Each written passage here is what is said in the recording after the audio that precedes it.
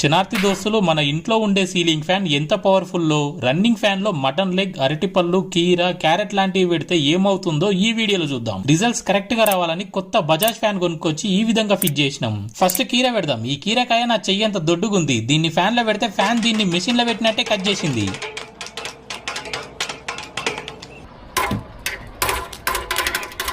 Next క్యారెట్లను పెట్టినాం. ఇవి ఎంత గట్టిగా ఉంటాయో మనందరికి తెలుసు. దానికి ఫ్యాన్ తగిలినప్పుడు అది ముక్కలు ముక్కలై ఎగురుకుంటా చాలా దూరంగా పడ్డాయి. ఇప్పుడు మటన్ లెగ్ పెడితే ఏమైందో చూడండి.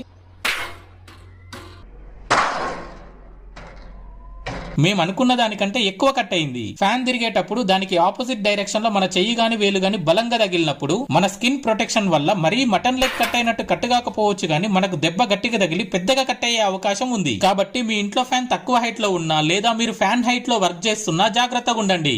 ఈ వీడియో నచ్చితే లైక్ చేసి షేర్ చేయండి. అన్ని ఐటమ్స్ ఉన్న ఫుల్ వీడియో లింక్ కింద ఉంది చూడండి.